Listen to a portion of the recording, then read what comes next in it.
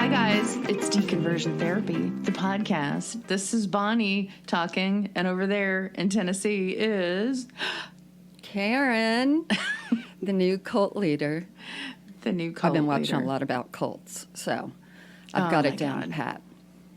Well, good for you, because it's always a mystery to me who these people are who are so excited to follow the cult leaders. They seem so sad, the cult leaders. Well, no, there's a bunch of sort of new ones. When I did that interview with Teddy Hose about the Moonies. Yeah. You guys can go listen to it. He was saying that the ones that they're seeing now are like tied to astrology. And if you've ever seen the videos where like a pretty woman, it's usually a pretty young woman, is just her face is there and it says over, if you see this video, it was meant for you. In 2 weeks, this and this will happen. And people are obsessed with that kind of shit. And it's all got to astrology shit. It's all. It's just the human brain, and I'm having the problem that human brains have in other ways that it upsets me, in which I can't understand how anybody else could have any kind of different experience than me. I mean, if somebody tells me something in a store trying to sell me something, half the time I'm like, you're full of shit, even if it's true.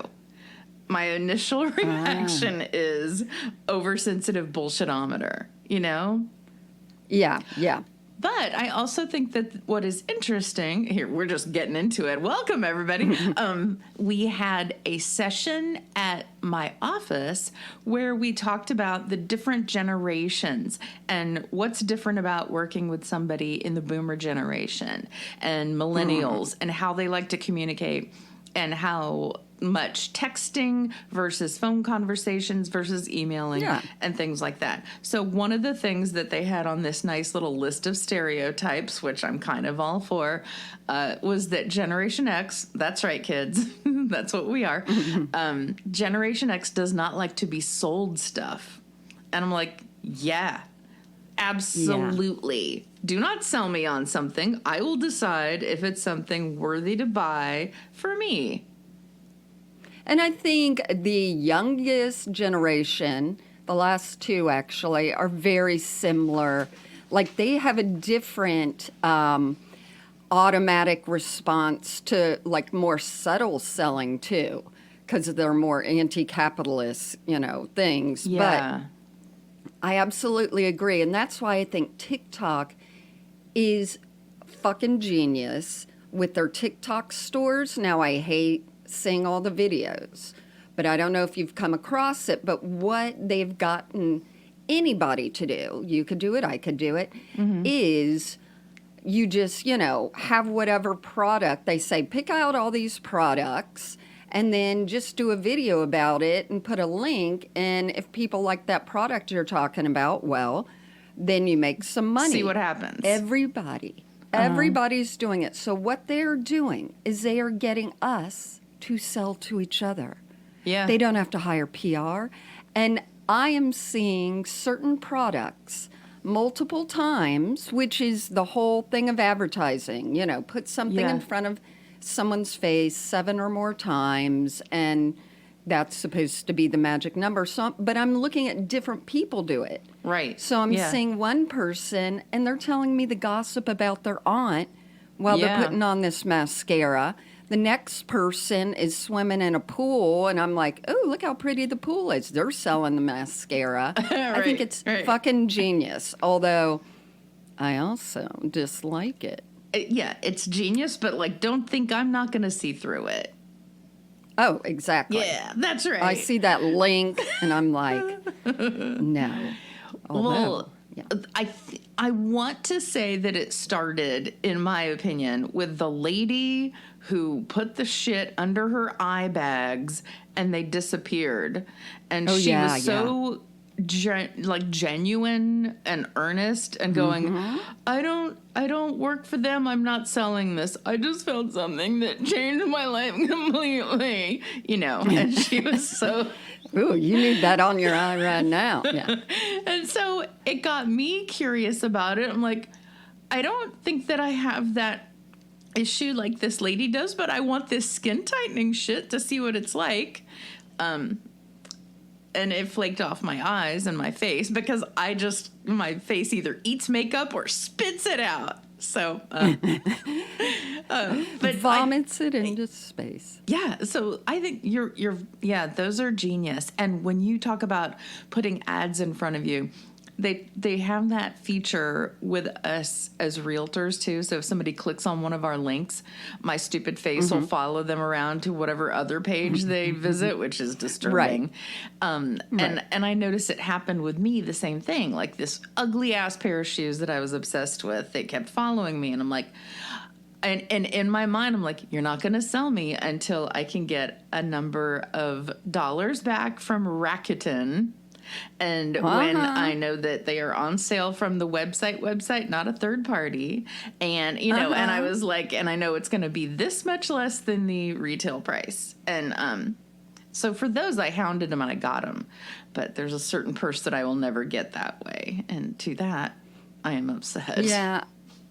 I just got us, and they're supposed to arrive today, our business cards. Ooh. And they are just black, and they say, "You're full of shit," and then our thing on the back. No, I'm joking. They're very plain, and they just have a QR code. And I'm going to leave them, like, in Cracker Barrel, because remember, I found that Christian track in the bathroom. That's funny. Yeah. I'm going to leave ours there. But I think, unfortunately, marketing, we market everything. We market ourselves. Yeah. And I have to learn. It's been 5 years, y'all, but I am learning to just grit my teeth and be like, we have an Amazon store. You can sign up for Babbel and we get something. And if I wasn't doing it with you, like I've said, I would not promote it. Because you mean I if it was just you? Because I'm thinking some other friends that you're with, you'd be promoting the hell out of it. Because they would just have a different vibe. Because I'm the same way, like you should like us, and that's because a Gen X. Yeah, you should like us for what we are, and if you don't, that's okay. But if you do, fantastic. It's plastic. Okay, so back to what you were saying about TikTok. Karen does a lot of TikToks, so you can find us on the TikTok. I do them. Yeah, Deconversion Therapy. Just search it. And let's see, we've got the Instagram account, which is a lot of funny memes. We've got it. And people say nice comments and have nice conversations. And there is, let's see, you got off Twitter or X or whatever it is. You're on Threads. Oh, my God. I'm on Threads. You're on Spools. I'm losing my steam there because I just see sort of the same stuff because it hasn't come up with, the algorithm hasn't expanded at this point. Hold on, let me burp. There we go. But the people who I'm seeing Facebook. joining TikTok are all ages, which makes me so excited because then when I see somebody who is older and refuses to join, I'm like, well, you're just not paying attention to shit because you just don't want to pay attention to stuff. That doesn't mean that you're old or you're young. Yeah, you just don't want to know what other people are all about. And oh man, have I learned a lot about people's feet that I didn't want to know about. I'm kidding. Oh, you're on an interesting algorithm. Yeah. No, I agree. Like, if a person of color is listening, I sometimes want to actually say this, but I have to make sure I'm so clear on it, especially as white women of our generation and older and younger. There was so much we didn't know because, especially black women, were not put in front of us in regular media. Like, they're like, don't you know not to touch our hair? And it's like, we do not.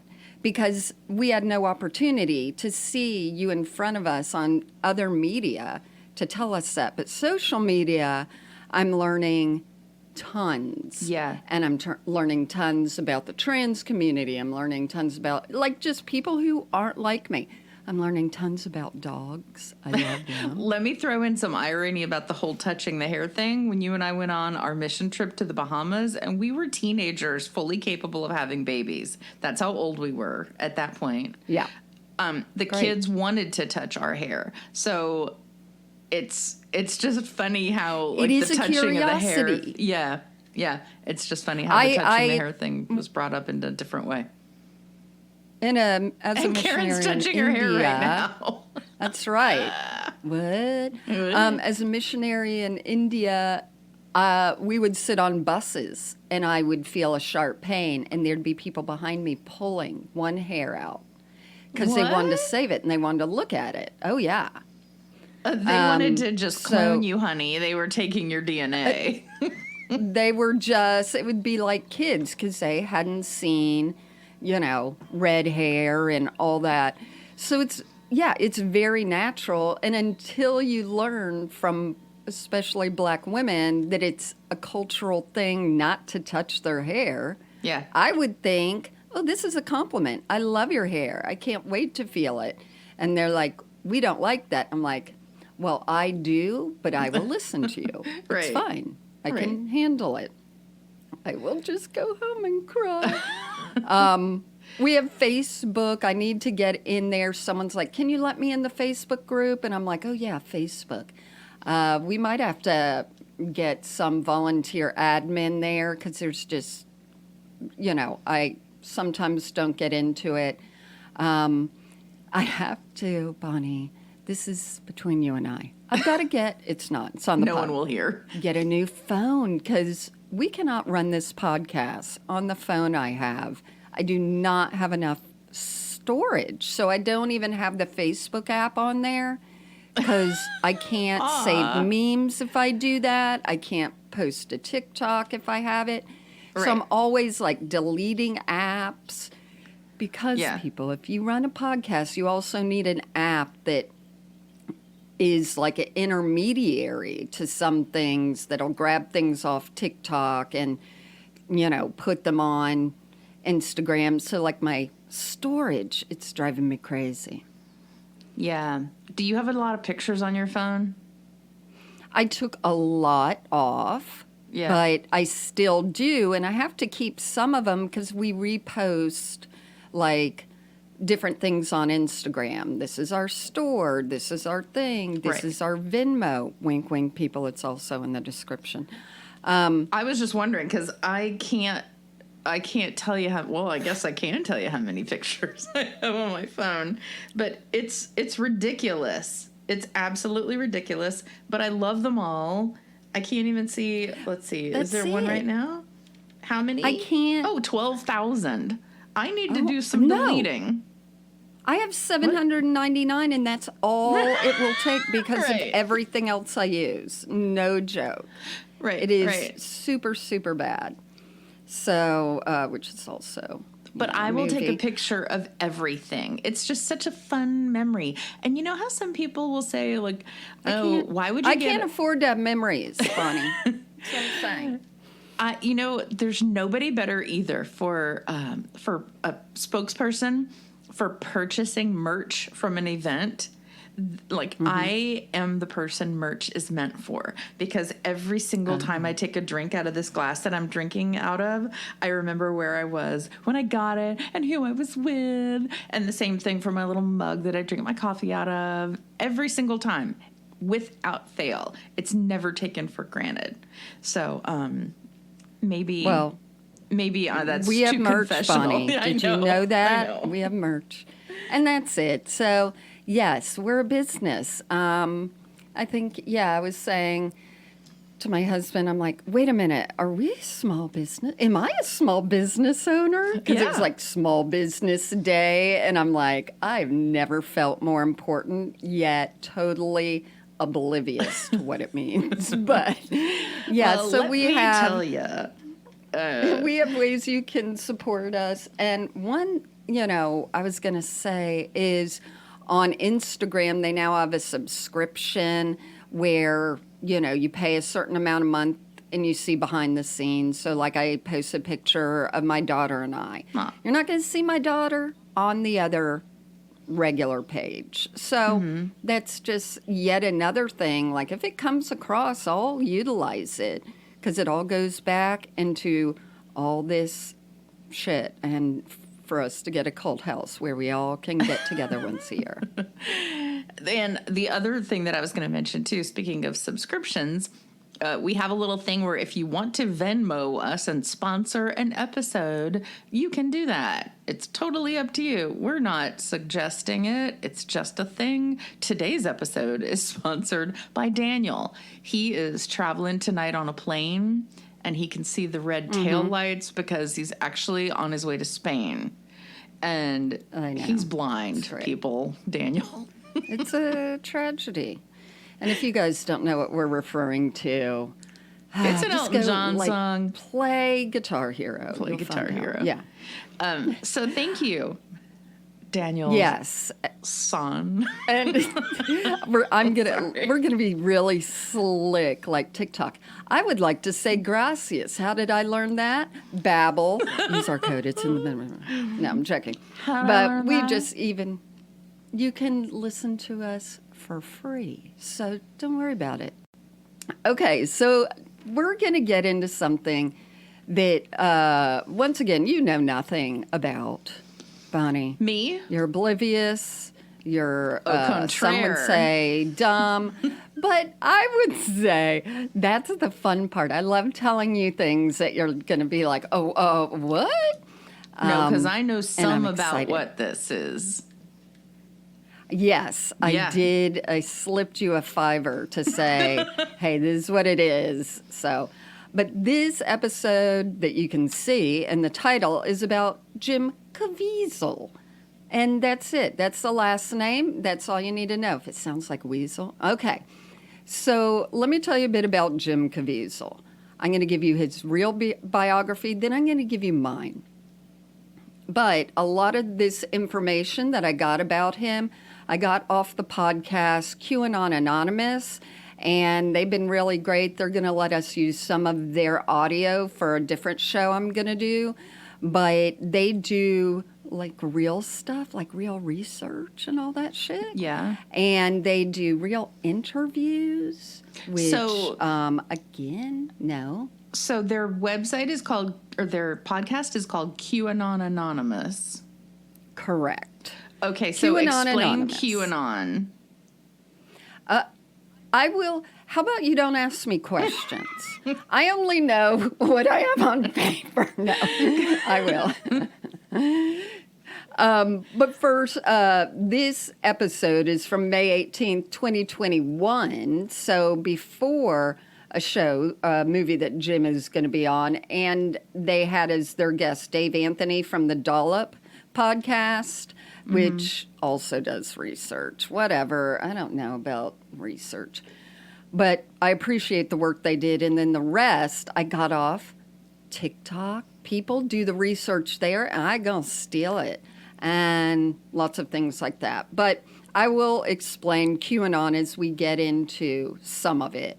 And I don't fully know QAnon, but we all generally know that it's the people that have gotten into a thought cult. Where they think everything is a conspiracy theory? Correct. Yeah. Okay. So we'll get into it, but Jim Caviezel, he was actually born James Patrick Caviezel in September of 1968 in Mount Vernon, Washington, and he grew up very Catholic. His mother was a housewife. Fine. His father was a chiropractor. I feel this is significant. Chiropractors, especially now, and I'm, imagining how old the father would be to be in chiropractic, is one of the pipelines to right-wing conspiracy, false health, wellness, BS. Chiropractors are not doctors, people. And if you ask any ER surgeon, any ER staff about chiropractors, they will tell you how many injuries. People with broken necks, You know what I heard recently, even from, wasn't chiropractic, even though there is a guy paralyzed on TikTok from when they snapped his neck. What's the needle one? Oh, acupuncture? Yeah. Some girl had acupuncture, not by like someone who totally is into it, you know, a Knows what they're doing. 68-year-old Chinese man. Right. It's just like at some mall or something. The needle punctured her lung. Oh. And she was in the hospital. I'm like, stop doing these things, people. It's Well, okay, man. so stop doing it in the mall, perhaps, but Yes. here is why this is something that was like, boom, mind blown. I think that acupuncture is legitimate because if it works on dogs, then it works because they don't have the placebo effect. And I think, well, there's something to it. I don't doubt that there could be something to it. I had it done once myself. But not in the mall. No. But I had it done by someone who had the book open and was referring to it. Right. That's it. That's nerve-wracking. So we're done. The dentist with the book open. I think this is tooth 23, right? Like, you're asking me? Oh, I okay. know. Okay. right, So his father was a chiropractor, and he was, when he was young, he was keen into acting and sports, and he excelled at basketball and drama. Isn't that great? But then he went to acting school. It said he had a passion for acting, which is hilarious because you're going to, you know, he was in the film, The Passion. Okay. Okay. He enrolled at University of Washington, studied theater arts, and then he later transferred to Juilliard, although I think I heard maybe he didn't go there much. But his first film was My Private Idaho, which was River Phoenix and Keanu Reeves playing kids who had to turn tricks, you know, because they were in a desperate situation. And then he was in The Thin Red Line, that I think is some war stuff. And Mel Gibson spotted him in something. And I think maybe The Count of Monte Cristo, and was like, hey, I want that guy. So he's also been in Frequency, which I think I liked, and a show, Person of Interest, which is, you know, these FBI-ish people or whatever they are, ex-Green Berets, like finding people and doing stuff. Who cares? But to me, he reminded me, even in teaching, but even us going to school, the guy that was like worldly, I don't know what I want to say, attractive on paper, but was morose and a little conceited and quiet, and never, he could have easily been like the one everyone dated and wanted to be around, but was always just a little bit standoffish and really earnest. That's what this guy reminds me of. You see him in a picture and you might go, oh, you talk to him and you're like, eh. Yeah, it's always fun to go to other people's yearbooks and look at them with them, and you're like, ooh, that guy's cute. And they're like, what? He was such a dork. Oh, my God. Like, right, what you exactly. assume from Even though I pictures. don't know any friends that go like that. No, I do know. Yeah. Or people who are like, oh, he was so cute. It was such a waste, his personality. Yeah. And yes, that goes for women too. So just shut. All right. So Jim Caviezel, as we know, he was in The Passion of the Christ, and that got a lot of kickback because it was anti-Semitic. I didn't realize that he, in interviews, and I guess the movie itself, because I didn't see it, blamed the Jews for the death of Jesus. I mean, it was the Romans, but Caviezel got in a lot of trouble, and later he had to like clarify his statements. He's very Mel Gibson-y. I mean, You see them hanging out. That is who he is. Yeah. He okay. also rejected roles because of his Christian Catholic beliefs and his moral doodly bob. People have said, he's too selective. And then his selection of what he acts in? Yes. Okay. In 2020, this is going to probably freak you out, but he thought that COVID-19 pandemic, is connected to human trafficking and child exploitation. And we're going to get into his white savior complex and his, how do I say it, idiocy. So if you guys haven't heard, he's been the lead in the latest, whatever it is, called Sound of Freedom. Have you heard about that movie, Bonnie? Yeah, so what I have heard is that it did a lot of money at the box office. It's actually in the theaters. So there's something going on. People are going to see it.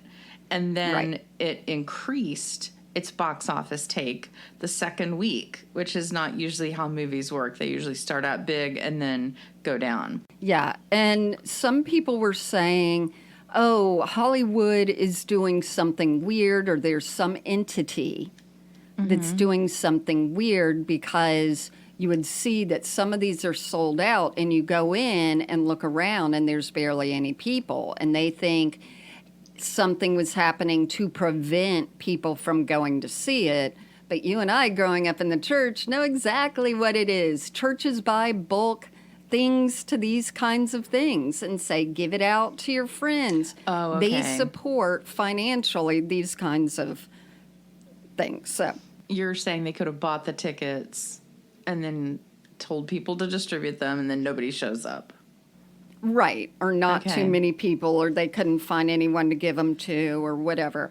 They also have a website that I saw on TikTok, Angel something, where it says, go see this movie. If you can't afford to, go to this website. Oh, Angel Pictures or something like that is who made the movie. So enough people probably went there and, quote, got a free one and didn't go, or whatever happened. But it's, again, they've related it to a conspiracy, that there's something that's happening to try and not get people to watch the movie. So okay, so let me just bust in right here, because bust a move. Because when I looked up the movie, I went on YouTube to see what people were saying. Okay. Yeah. That's how I found out that it was doing a lot at the box office.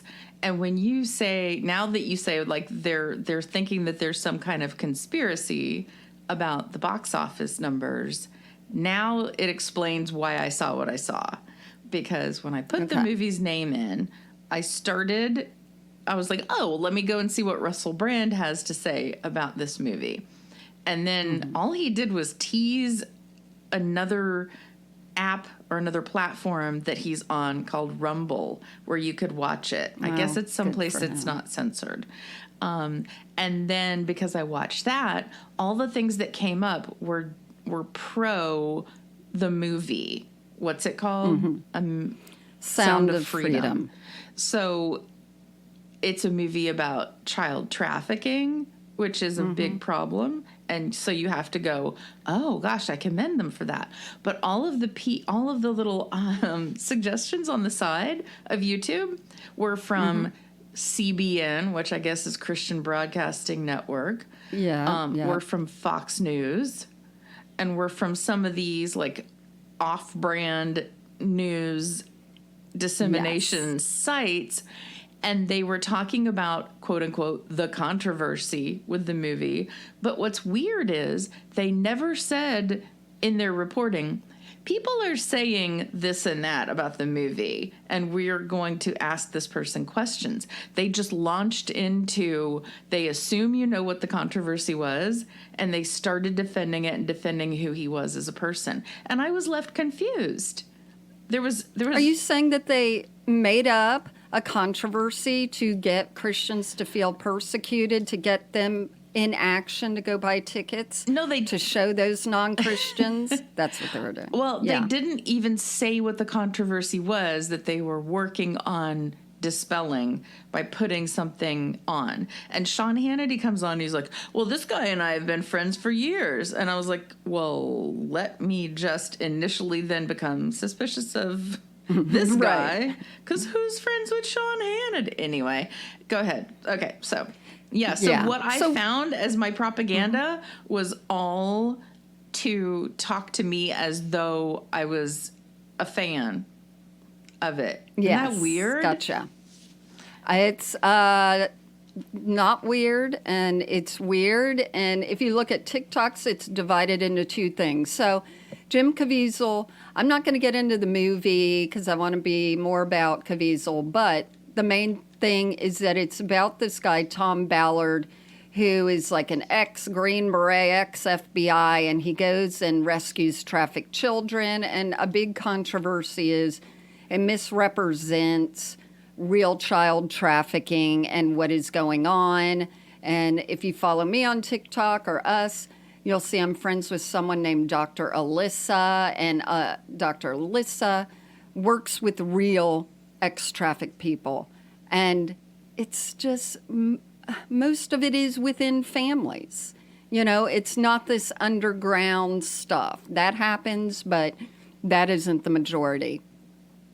And also, there's just a lot of shady stuff with the movie itself and some of the makers and some lies and so forth. So they're jumping right in going, how can talking about human trafficking be bad?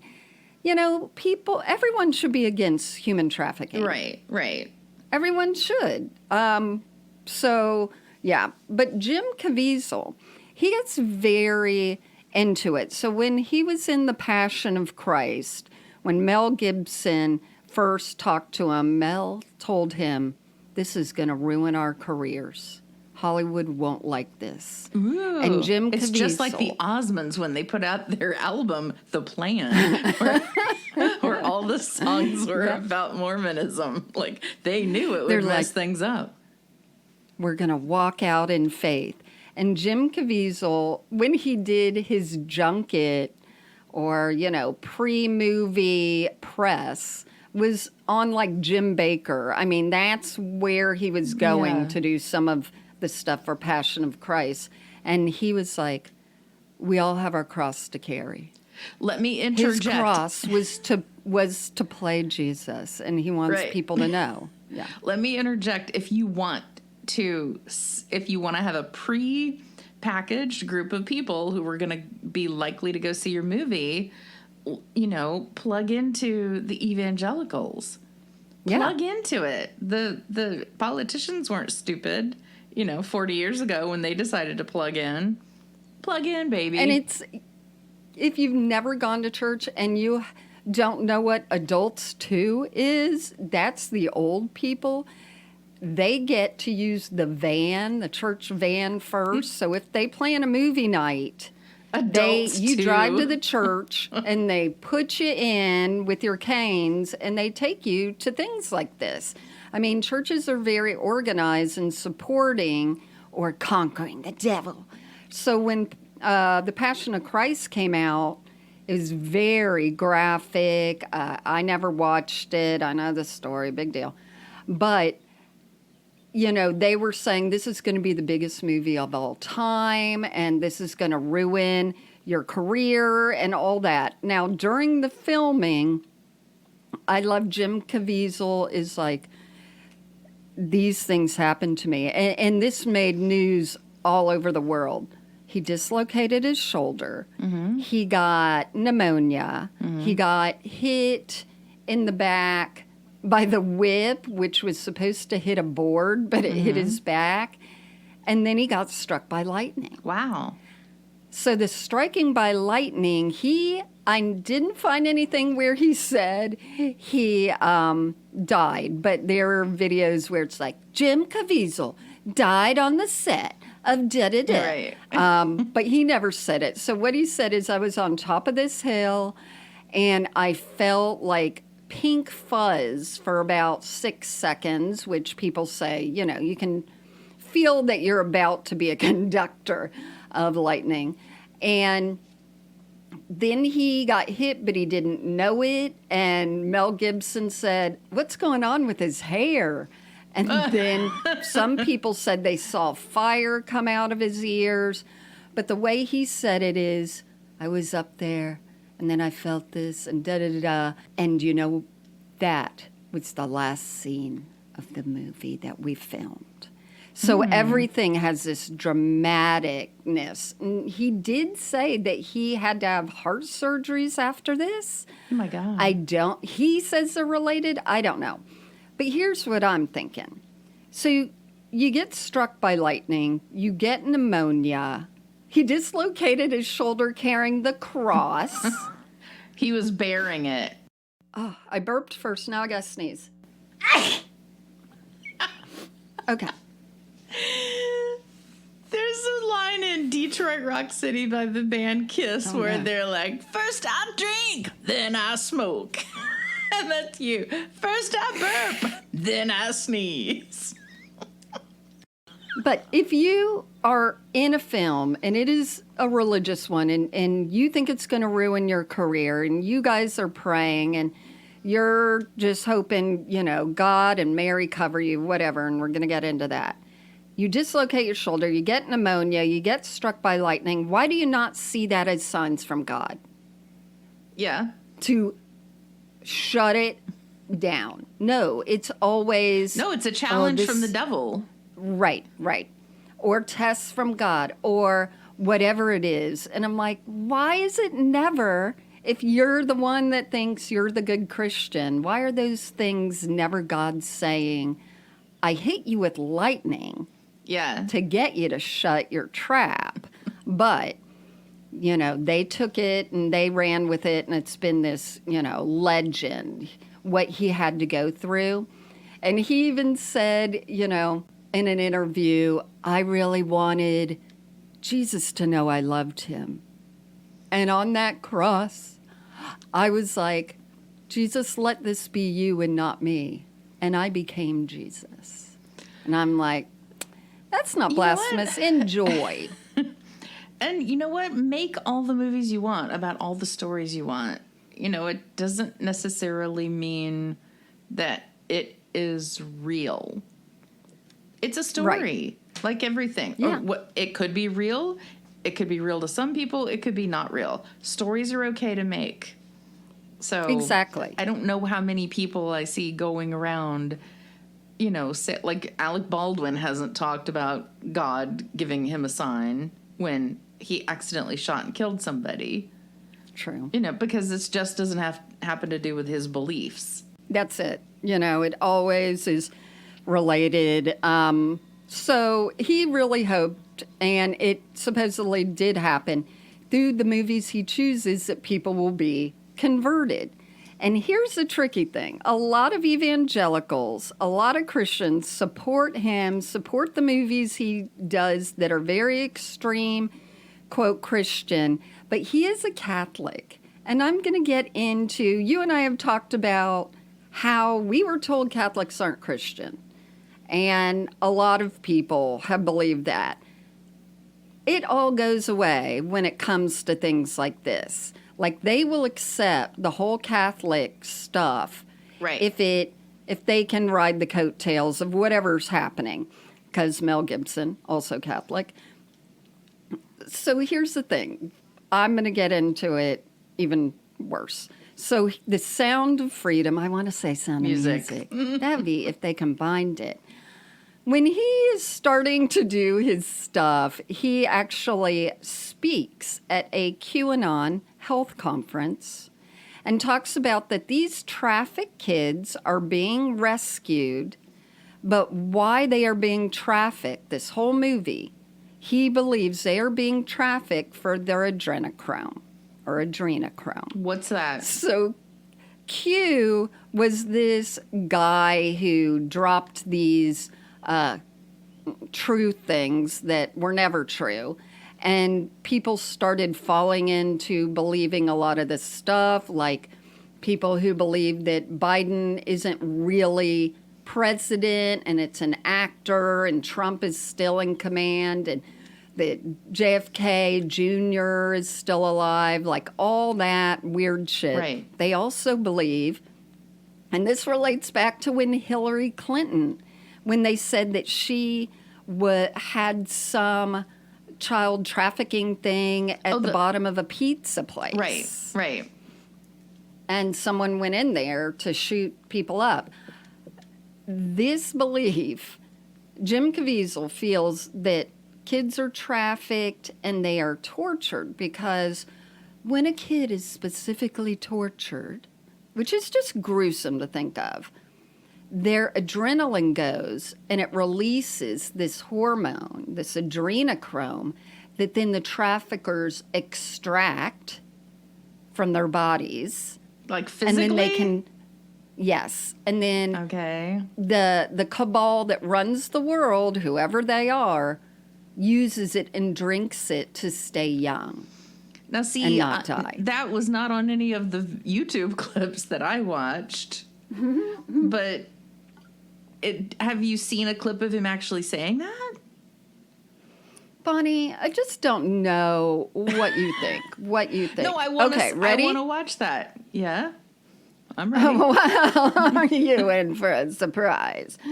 Okay, let me share my screen. You're going to hear the first guy to talk is not him, but you'll hear him talk in a second.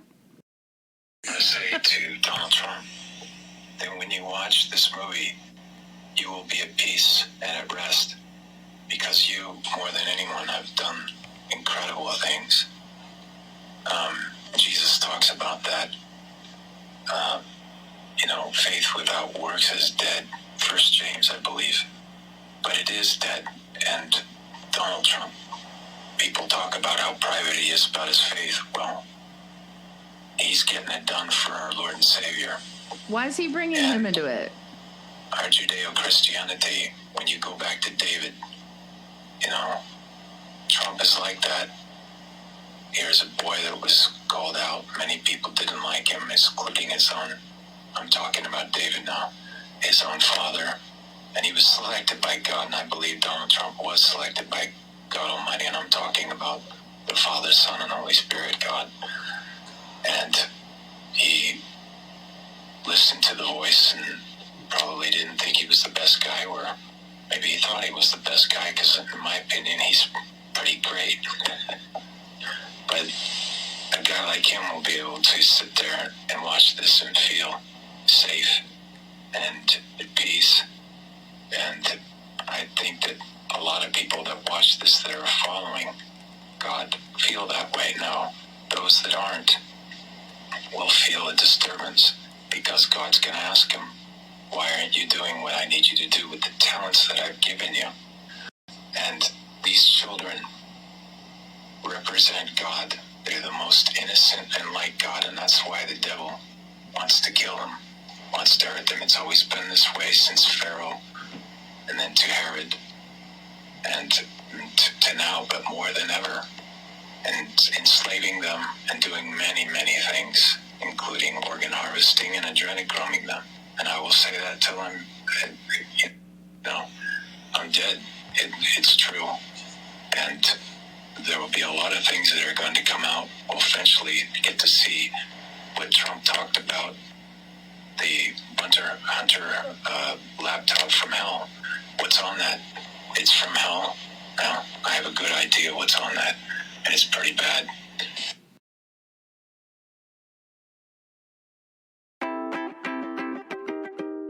Hola. That means hello in Espanol. And that's just one of the many things that you can learn from our new sponsor, Babbel's app. Before my family went to Europe to see some family recently, we downloaded different apps to learn Italian.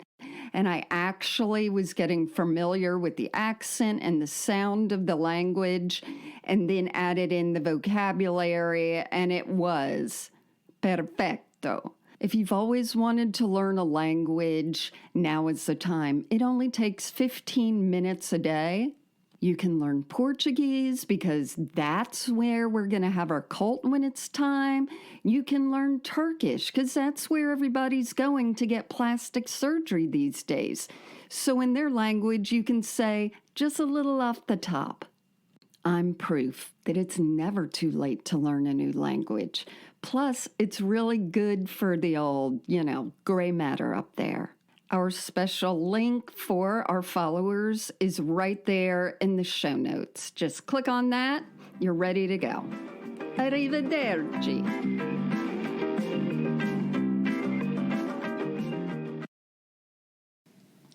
Why does he even need to bring Trump into it? Oh, he loves Trump. He fucking loves Trump. When this movie came out, he also got to do a private screening with Trump and the Tom Ballard guy because, they still think he's amazing and great and all this BS. They think that's the main thing with QAnon has been told and feel, or people who follow it, that this adrenochrome, this killing of babies, this human trafficking of babies, that is the glue that holds QAnon together. And Trump has said in disguised and overt ways that he's the one that's going to stop this. And so that's why people follow, because he's the one who's going to, quote, get them. And so he's very into Trump. He really believes that there is a group of people that are this organized. And again, I've said, name me 3 people that can keep a huge secret forever. It's not going to happen. And that you think every single one of these people are drinking the blood of kids. To do what? What does the blood of kids do? Keep you young. Oh, for God's sake. Okay. Right. Okay. And that's why they're always like, haven't you noticed Hollywood's obsession with being young? They put all these little doodads together and they think this is it. But this is the guy that they're like, yeah, everyone should see this trafficking thing. Now, I don't think they talk about the adrenochrome belief in the movie, but they just talk about this guy who saves trafficked people. Because it's based on a true story. The guy's a real guy. And from what I understand, he quit his job to go hunt down a kid in the jungles of Colombia. Correct. So there's nothing wrong with that. There isn't. Yeah. Now, they hid the story, and like I said, I didn't want to get this to be about the movie. They hid the story where they heard about another kid in Haiti or somewhere, and they used a clairvoyant psychic to say where the kid was, and then they never found the kid. And Tom Ballard said, nobody to say that we used a psychic, because that's very anti-Christian, But it's the whole thing of that Jim Caviezel himself is an actual wackadoo. But there are things, and I'll try and put them on our website or probably our Instagram, where Jim Caviezel's like, this is going to win an Academy Award. This is the biggest movie, which is ironic because later he says there's going to be another movie that's going to be the biggest movie of all time, and I'll let you wait for that. It's very exciting. Okay. So just so I'm clear, Jim Caviezel is the actor who played the guy? Correct. Okay. Yes. Okay. So Jim Caviezel played the Passion of Christ. He played Jesus, and then Mel's, loves him. And then they're like, hey, what super Christian guy can play this? Let's get that Jim Caviezel guy again. Got it. Okay. So he played the Tom Ballard, the rescuey guy. Why'd they need somebody who was a Christian to play it? It's a story. They don't. Okay. I know, but it's a true story. Bonnie, God. So QAnon Anonymous, which is the podcast I'm going to refer to for a while, they had a guy who interviewed 3 people who had worked with Jim Caviezel, because there is stuff in Hollywood known about the guy, and nobody wants to work with him. So this is the part that it gets me. I love it, and it's crazy. So he had really admired the whole Green Berets or the Navy SEALs, and I think like trained with them. You know how Hollywood people do. Trained with them once to the point that he always is like, my time with the Navy SEALs. Yeah. The Navy SEALs gave, like he almost thinks he's accepted into the Navy SEALs and is always talking about some military stuff. And when he's working on this show, Person of Interest, he always wanted to do more than the script said. So he would be like on that day, yeah, how about I put the gun in his nose? And they're like, no, that's not what he does. You know, how about I get him in like this headlock and then I do this and that? And they're like, no. It got so bad that they actually had to take guns away from him and not let him use guns anymore. And when they did, or when they did anything that had violence in it, you can see it's a guy with a balaclava on, one of those full masks, playing him. Oh. Because they did not trust him to not do something violent. And they were talking about, you know, he sees extras or side characters as props. They're not people. Yeah. You know, he has no respect for someone coming into work. And then he goes, but what if I do put him in a headlock like this? And headlocks the guy, you know. They're just like, no. They've also Wait. This sounds like the guy on Barry. Did you watch this show, Barry? Yes. Who was like yeah. the big Marine guy? Like, why don't we do this extra? And this is a great place for a hot tub. Like, no. We're not going to shoot him out of the sky. We're not going to build a hot tub. Exactly. Oh my God. And they're like, you know, he's got that intensity Yeah. of Tom Cruise. It's that same sort of, I can do this. Yeah. I can do that. And so I'll name 2 more things, one which is upsetting, but one is they usually supposedly when, say, a car is driven by a character and is just pulling up on the side of the road, not a car chase, they usually let the actual actor do it. You know, they're just going 20 miles an hour and they stop and get out of the car, whatever. So they let Jim Caviezel do it. He slams on the gas and almost takes out 4 people on the funny, road. And they're like, what? yeah. Oh my God, why are you doing this? And he said, because I was my character. That's how my character drives. Right. And they're like, no. I'm going to do my no. own stunts. Well, this isn't a stunt.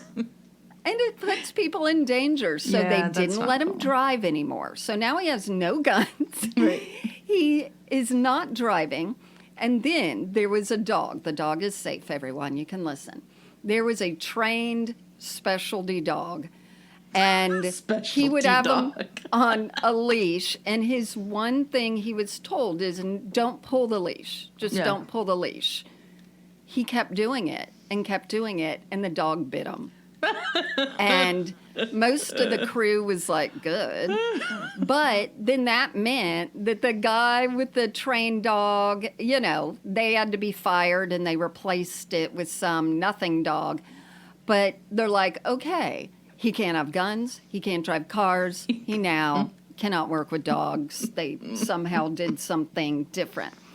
Oh, And good he times. also cornered people. So God. these 3 people all said the same story, that there was an invented word called the cavortex. And that's when a PA, a craft service person is cornered by him. He gets about 3 inches in their face. And the next thing he's saying is, you know, Hitler did have some good ideas. No. You don't? Yep. You don't get to be, and this is what Trump had said, you don't get to be a leader without, taking risks and some good ideas. Mm-hmm. And so they actually had to tell his agent, can you please have him stop talking about Hitler on set? I totally get that type of person because I work with a lot of people as a realtor. And I've got people right now who are going through houses and they see little things on the side of doors that indicate that somebody who is of the Jewish faith lives there. Mm-hmm. And then they have to then define their side of things and say something like, well, I'm Baptist and blah, blah, blah, blah, blah. I'm like, okay, there's just something about the human mind and how we define ourselves and our egos, where this guy, I can see him talking about Hitler because he's thinking that it identifies him as not one of the Jews if the Jews run Hollywood. It's just an ego thing. Absolutely. Wow. Because we're going to get into that with his Catholicism. And he just reminds me of one of those people that ain't that bright. So they actually said he really despised homosexuals and that there were a lot in the writing room. Yeah. And they would have to hear his stuff. Mm-hmm. And he wouldn't, he wasn't into the gays. And then someone told him, had to pull him aside and said, when the firemen in 9/11, because he idolizes every strong man. So you bring up firemen and he's like, what? The firemen in 9/11, when they rescued people, they didn't care if they were gay or trans or Jew. Right. And so they said the next thing they heard is him, on set going, I'm just going to do this because, the firemen in 9/11, they don't care who's watching or listening. So he's just one of those. Here are quotes from the people who worked with him, who are anonymous. That's what the podcast is about. Oh, quote, it's like working with a dog. They're like, he is so stupid. It's just like working with a dog. Someone said he had a very childlike mind. And then, it sounds like he doesn't have emotional intelligence. Absolutely. They said he was very just dangerous because he was unpredictable, and he did like slam someone in the plot or whatever, he's just totally, I'm a Daniel Day-Lewis. I'm going to really get into my character person, but, you're just on some TV show. Anyway, but this is my favorite quote from one of the people who worked with him. They said it was like having a puppy on set, except the puppy talks about Hitler. Oh my gosh. Okay, so I have gotten my own sub-string of theories going about certain people in maybe the last 6 months, because I have a lot of people who I work with. If they're selling their house, they think that this is the ultimate house that everybody's going to want. But if they're buying a house, they'll pick it apart. And and the same thing with if they're talking to somebody, it's only their stuff matters. And I call them like the my shit don't stinkers, the MSDSs. And like, my shit don't stink, but yours does. And we can't all have shit that doesn't stink. I will edit that out because I disagree. No, exactly. And I think, it's just self-awareness. And there's no empathy. He has no empathy. Right. And even growing up, church has sort of made you and I sometimes too self-aware, as in, oh, I'm sure I came across this and that, or I hope I didn't talk too much, or I hope, we can err on the other side of things, but it's good to just be self-aware, and he's not. Yeah. He's not there. So they said he was so bad at his lines that they would write them on cards. Cards didn't work. You can see him in the show looking down into his hand. and reading his cards. They said it was so bad that the writers started making shorter lines for him because he couldn't do it. And, you know, he was always cornering someone, again, about Hitler. But I watched an interview with him, and I don't know if you know that Mike Lindell of The Pillow has his own quote TV called Lindell TV that you can only find on the internet. And so it's like a place where it broadcasts content, or Mike Lindell? Yes. Yeah. Oh, is that the one where he's sitting in front of his picture where there's a lion and the cross? Or Probably. A tiger? Okay. It's all bad. Yeah, that probably is it. And you can hear him, Caviezel, say plenty of times things like, we're at war. This has started. You know, he's very into that masculine Armageddon, I'm ready. You know, this is all for something that's going to come to the head, and I am the bastion. I am the messenger. So he was also recently on Charlie Kirk. I'm going to see if you can hear. Well, I'm not going to play it. I'll put it in the thing. But the whole thing, again, is the adrenochrome, and this is going to come out, and everyone's going to know. Now, he does not like this current pope. He's Catholic, but he said one of them was like a saint. I don't think he likes this one. And he said, you know, the Pope is a Rothschild. And I'm like, what? What do I have to look up now?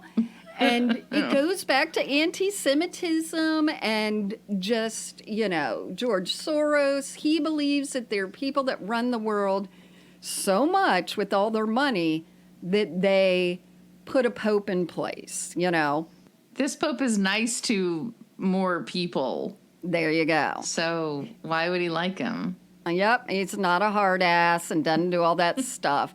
But when he went on the, quote, red carpet for Sound of Freedom, they're like, what message do you have for the pedophiles? I mean, what kind of red carpet? What kind of red carpet does that? And this is exactly... Let me bust in and throw in there that he was on a lot of talk venues. I don't know what you call them when they're just outlets on YouTube. Right. Or the internet. But he was on a show and saying, well, we don't have anything to do with the WGA, so it's okay for me to talk about this project. Yeah. And we don't have anything to do with SAG-AFTRA, and so it's okay for me to talk about this project. It was like a loophole, and he said, well, we wanted to belong, but they wouldn't let us. So, sure. Yeah, which, you know, it would have been a real bummer if that movie came out and he couldn't talk about it. So, of course, he found a loophole. Of course, because you know he is in SAG-AFTRA. I think he has to be. I'm pretty sure he has to be. Unless, I heard about someone who refused to be in it or didn't. I wonder if it was him. But, yeah, because it's an indie film, so the loophole of the loopholes. So he's on the, quote, red carpet. They didn't do it red, they did it blue, because you don't want to be like Satan, Bonnie. Right. And this is what he says, and I'm like, I want so many evangelicals who are supporting this to hear his message. Hopefully you can hear this to the pedophiles. Hold on. Look out. Look out. Look out. My mother, Our Lady of Guadalupe, is coming for you. Did you hear that? Our Lady of Guadalupe is coming for you? Yes. So okay. It says, Jim sends a message to pedophile. And then, I don't know, when you repeat something, it's because you're like stuttering and thinking or something, but he's obviously just deadpans, watch out, watch out, watch out. Okay. My Lady of Guadalupe is coming for you. I love evangelicals to hear that he didn't say God is coming for you. He didn't say Jesus. He's talking about a woman. And one of the Mary saints from a gonna come get him. different church. in a different country. Yeah. So he is very into, I wouldn't say Catholic mysticism, but something. And then the But other if it's not God or Jesus or the Holy Spigot, there you go. then it doesn't count. And he says those things, but he really, and some people have been upset that he's Catholic because they're like, oh no, I saw a TikTok where they're showing him give a speech and he brings in Mary and da-da-da. And this young Theo bro, they call him, is pointing to him and saying, this is a false prophet because he's talking about Mary. So, of course, it all just has to, issues. But I haven't played you some of the great things that he does in the interviews because there's some where he sounds, it comes across that he's dumb. That's the bottom line. He sort of circles over himself. He pauses a lot. He talks with a dead, straight face. And it's like he is trying to compile sentences in his head, and we can see the pain of it.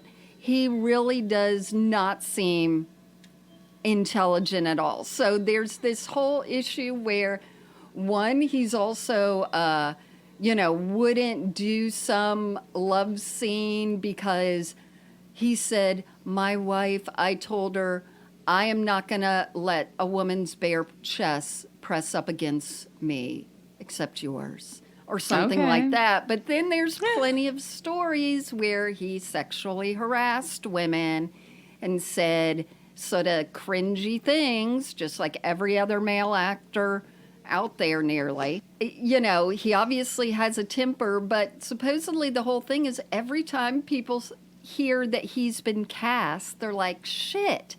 We've got to lock down this. We've got to avoid that. Make sure the Jewish person is hidden over here. Do this and that. And, they say anytime someone like him, but mainly him, is hired, it's like, oh, the rest of us now don't matter. Because all of us are going to suffer. The safety guy, anyone who's LGBT, we're all going to suffer. Plus, they have to rein him in all the time. Because he keeps coming up with script ideas that has to do with, flipping a guy or something like that. Yeah. So he is also released, I think this one just released. He's really into these extra right-wing propaganda Christian-y films. So there's one called Infidel, and it was by The Daily Wire, I think, and Dinesh D'Souza. And if anyone doesn't know who Dinesh D'Souza is, he is the most vile of the Christian-y people. And they're just, you know what else they are? This is a simple term. They're meanies. They're mean. They're meanies.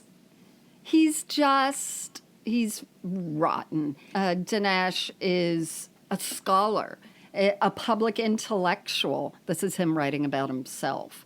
And an award-winning documentarian, or whatever. So they made a film together, and it's called Infidel. And it's about Jim Caviezel's character going to, I don't know, somewhere in the Middle East to an interfaith conference. And he says something about Christianity, and of course he has to get kidnapped because he's a Christian and he's going to be persecuted. And that's what the whole film is about. So Caviezel really picks these kinds of things that he knows will be risky. Okay, so pause here for 1 second. If he's doing that and he's choosing roles that he feels are doing what he has been charged with doing, it's just like where we were at 17 or 18. And it just makes me kind of sad. And I think that's it. I think, he's done good things. They adopted, I think, 3 kids, maybe from China, and that the kids had cancer. They were going through cancer. Like, He's one of those really earnest yet vapid people. So you put whatever in there. They're just a vacuum, and you put whatever in there, and that's what they latch on to. And he's gone down his crazy Caviezel vortex. You know, he's got all this stuff going. Now, he said that, I guess, Sound of Freedom should win an Academy Award. He said, they won't let us win it, though. Just watch. So he's set up that's all a great way these, to prove yourself right. and yeah, exactly. And I think they is Jewish people who he thinks run Hollywood. And he said that in more than a few words. Then he says about a new movie. Someone asked, do you think you'll ever make a sequel to The Passion of Christ? And he's like, yeah, Mel sent me over the third draft. It's something, Jesus, the resurrection, I guess. Oh. And he's like, it's going to be the biggest movie in world history. Okay. So let me tell you, I'm a little, as just a person who likes to watch movies and stories, I'm tired of getting this story rehashed every now and then. Me too. I'm sorry. It's not that exciting. It's kind of boring. They don't, or at least they don't add any fake characters in like they did with The Crown. You know, I'm going to watch The Crown because they're going to give dialogue to people whose dialogue we will never fucking know ever. Right. At all. But this is a boring story. Just keep rehashing them. Okay. You know what's going to be interesting? Not this story. That I guess in the first Passion, which was done in, 2004, when Jesus resurrects 3 days later, he's going to look 20 years older. And that is the twist. You know what else? There was no passion. I think that's just such bullshit. Like, oh, did he have a lady? No. I guess Mary of Guadalupe. But he said it's going to be the biggest one. And you know what? This is what Christians always get sucked into. And we did too. Like, oh my gosh, it did. Like, it could be a big hit because, again, churches are behind it. They buy the tickets. They buy, all this stuff. They're donators who buy up tickets and sponsor these films to forward God's, making sure that Trump gets back in office and that they get all the pedophiles that they feel are whatever they're being trafficked for. I mean, it's the same story over and over. And when we were growing up, we've talked about on this before, we were told of these kids that were being bred, but they were being bred for satanic sacrifice because it was satanic panic days. Mm-hmm. Now in QAnon, no, they're being taken for the adrenochrome. So it's always the highest form of getting people involved is if they think children are at risk. Well, I don't doubt that there's a huge problem out there of children being kidnapped because people are disgusting and want to have sex with children. I don't doubt that at all. And they're easy to snatch in certain places. The one that, of course, makes me think, I wonder where poor little Madeleine McCann, I wonder what happened to her. All that. Right. Yeah. I can't wait for that one to be solved, quote unquote. I mean, I hope we live to see some kind of resolution. But I just don't think it's about anything else but disgusting sex. Yeah. And but I that's think big. It's enough. There is a woman who worked in the sex trafficking and the dark web and all that, which I cannot imagine having to work that. But she said that a majority, I can't remember what percentage, of the photos on there are taken off of people's private Facebooks. That's it. What? And so it goes the same with child trafficking being by relatives. Like, it is sort of less danger and seedy, but it is more prevalent. So what they do is they search people's profiles and look for you washing your kid, or your kid in the bath, or your kid in a diaper, or your kid doing this and that. And I can get into some gross things that a sex worker said about, please don't post your kids on here. Please don't post your kids eating anything. And I'm like, I don't want to know. I don't want to know. Yeah. Like, what they do with the photos and movies of just innocent kids is what is the grossest. But that's exactly it. But there's always got to be a hero, and Mel Gibson and this dude, Caviezel, have to be the white hero. They've got to be like, I'm a Navy SEAL, sort of. And they've got to go like, I am rescuing people with the work I do in Hollywood. Well, it's all about light to dark. stories. It's stories. Yep. So, And it's a lack of critical thinking. yeah. Well, So that's Jim Caviezel. My favorite parts are just, he's not allowed to handle certain things on set because he's just a mess. They're like, he is just really dumb. He's like a That's puppy. funny. If a puppy talked about Hitler, that's him. yeah. I think he is just genuinely dumb, according to the people who, gave him all this information, or gave the podcasts that we're talking about the information.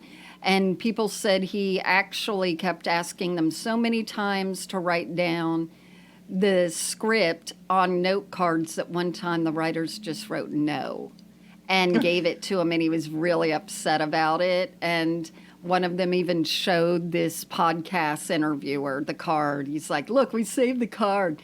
Like, people who work with them absolutely despise him because they're put at risk, and they have to stay till 2 a.m. because this guy can't get his lines right. Yeah, and I it's so funny. After I worked in a certain job for a while, I have a lot more empathy for people who just don't have the smarts to get things done.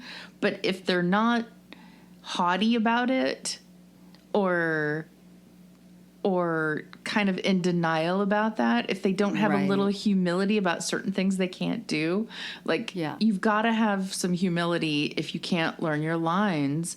Or maybe you have a reading problem. You don't have to tell everybody you're dyslexic, but you just have to either like try super hard or be a gentle enough soul to go and ask people who can help you for help. Yeah. And those are the two things. Like, they're just he's not good at something, but then he doubles down. That's it. It's that weird insecurity that makes you feel like you are the opposite, the Dunning-Kruger, just, and that he's touched by God, because that's what he says. That's what all these people who work with him that and hire church him, does. Tom and Ballard church says does. You're special. Yeah, you're the one. You're the brave one that does this. No, you're an empty egghead that we can put anything in, and you act that out because you don't have a personality otherwise.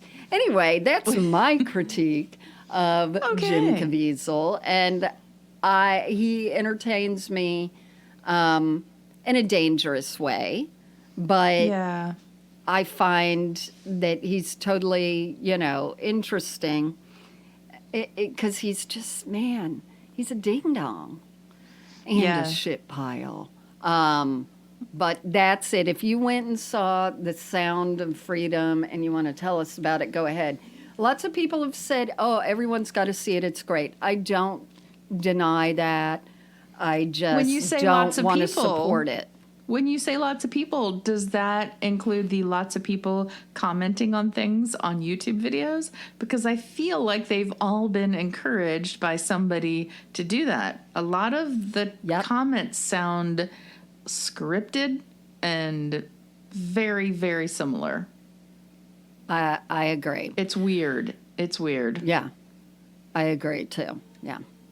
All right. Well, that is our show. And if you love Jim Caviezel, enjoy. And Well, thanks for reminding me what QAnon is again. Yeah. And I mean, Okay. we could get into it, but it just hurts my head and my heart. You know, I have a great heart. It's a mess, but that's part of it, the adrenochrome, that I'd never really, I heard the word a lot, but I'm like, I don't know what they're talking about. But just to break it down even further, it's fascinating, the story that needs to be built on how they get it. That a child must be tortured and must be scared so much. Yeah. So that it can extract it. It isn't, we put them on a fun roller coaster and they're Yeah. anxious and we can get it then. Right. And right. of course, they always have to, quote, kill the kid to get it. A kid doesn't know when it's going to be killed or not killed. You can get them just as scared and not kill them. So, like, all of it is, you could use that kid and squeeze out all that adrenochrome, however you do, 50 times. Isn't that a Paul Simon song? Adrenochrome. Okay. Thank you. No clue. Thank you. No clue. Okay. You're welcome for knowledge and stuff you didn't want to know. Oh, my God. Well, thanks. Yeah, you're welcome.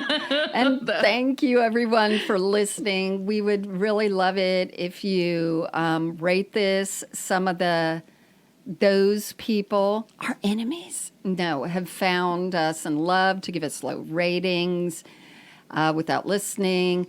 And that's, we have our own cross to bear, people. We're representing. My shoulder was dislocated. By sitting, talking, and also reviewing and sharing. Sharing is very important to us, and we appreciate it. Thanks, guys. Adios. See you at the Oscars.